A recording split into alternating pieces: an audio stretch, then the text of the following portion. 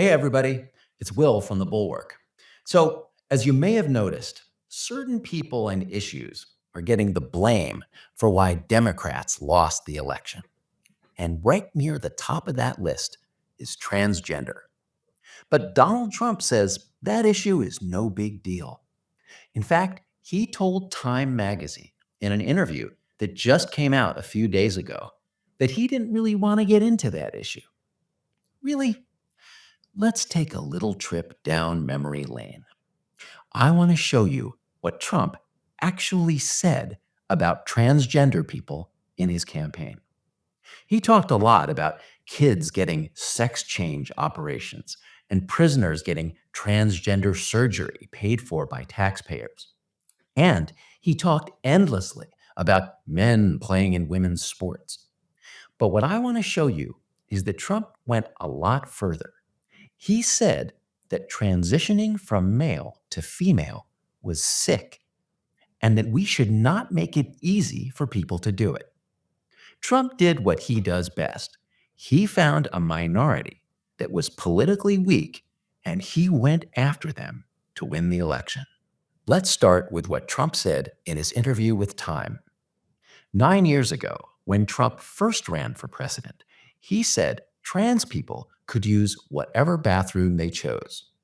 But this year, when Time asked him if he still felt that way, he said, I don't want to get into the bathroom issue because it's a very small number of people we're talking about, and it's ripped apart our country. It gets massive coverage, he said, but it's not a lot of people. That is absolutely true. Trans people, depending on how you define them, are about half of 1% of the US population. The number of transgender girls who play competitive high school sports is estimated to be maybe 100. And the number of inmates who are known to have gotten transgender surgery in the last 2 years in the entire federal prison system is 2. So Trump is right. It's a totally overhyped issue. But you know who overhyped it the most? Donald Trump. Let's go back to August, a couple of weeks after the Republican convention. Trump was at a rally in Atlanta, and here's what he told the crowd. And I will keep men out of women's sports, if that's okay.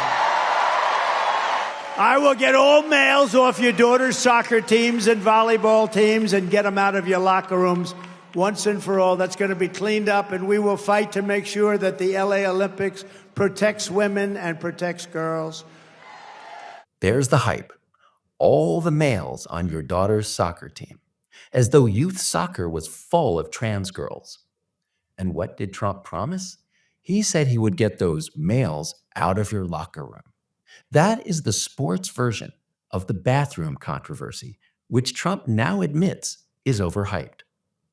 He also played up the idea that schools were going to do sex change operations on kids without consulting their parents. Listen to this from a rally he did in Wisconsin in September. Kamala supports states being able to take minor children and perform sex change operation, take them away from their parents, perform sex change operation, and send them back home. Can you imagine you're a parent and your son leaves the house and you say, Jimmy, I love you so much. Go have a good day in school. And your son comes back with a brutal operation. Can you even imagine this? What the hell is wrong with our country? Can we just pause on that for a minute? According to Trump, your son goes off to school in the morning. They do a brutal operation on him, and then apparently they put your kid back on the school bus that afternoon and send him home. The whole thing is ludicrous. And Trump didn't just talk about this issue, he made it the #1 issue in his ads. Look at this graph we published in the Bulwark. It shows the amount of money Trump spent from late September to late October on ads about various topics. Those little bars on the right refer to issues like crime and the economy. But that big bar on the left, that's the amount of money Trump spent on ads about transgender. According to Mark Caputo, my colleague at the Bulwark, That number was almost $30 million. And by election day, it was closer to $40 million. Trump's TV ads focused on the idea that Kamala Harris would spend tax money on transgender surgery for inmates. Again, a thing that hardly ever happens. Here's one of the ads. Kamala was the first to help pay for a prisoner's sex change. The power that I had, I used it in a way that was about pushing for the movement, frankly, and the agenda. Kamala's agenda is they, them, not you. I'm Donald J. Trump, and I approve this message. Sorry, can we roll back that video to the inmate in a dress? That doesn't look like a person who's actually had transgender surgery. It looks like the only point of that image is to show you what looks like a man in a dress. Let's check out another one of those Trump ads.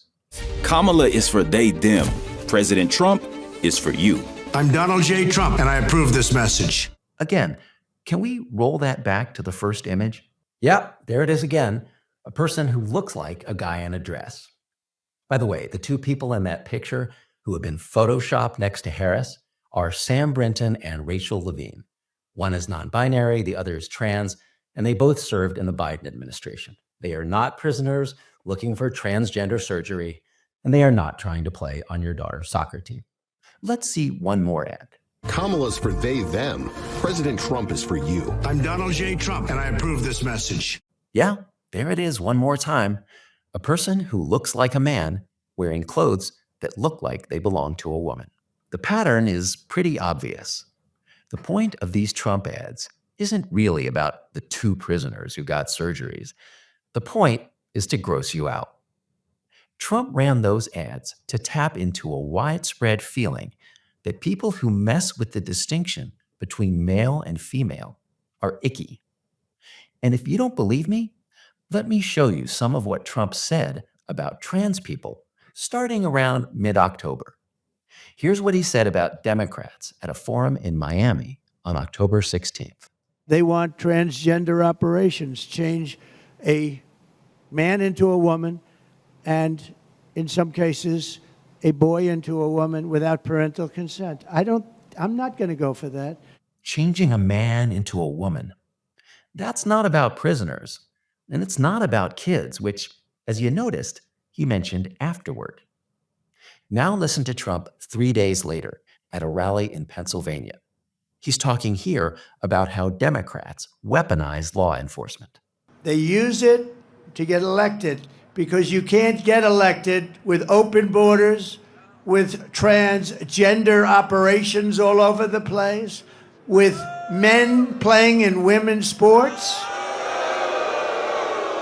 Transgender operations all over the place. Again, that's not about prisoners.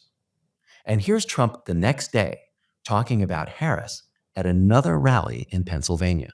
She changed 15 different policies. She wanted the transgender operations, almost at will. Almost at will? Well, that certainly sounds awful. We can't have people changing their bodies at will. Now, you might be under the impression that in America, we're supposed to have freedom to make decisions about our own bodies. You live your life and I'll live mine. But apparently, Trump's not okay with that. On October 20th, he gave an interview to Al Arabiya, which is a TV network owned by the Saudi government. And here's what Trump said in that interview about an Arab American mayor who supported Trump. But yeah, he's not for men playing in women's sports. He's not for transgender operations, the transformation or the transition into, a male into a female. He's not into that. And I think for the most part, the Arab world isn't into that. And I'm not into that either. But the radical left is totally into it. Huh. So all that stuff about kids and prisoners and men playing in women's sports was just a pretense. The real story is that Trump doesn't like the whole idea of men becoming women. In fact, that's his pitch in the interview. He thinks it's gross, and you think it's gross too, right? And it's not just his pitch to Muslims. It's also his pitch to Christians.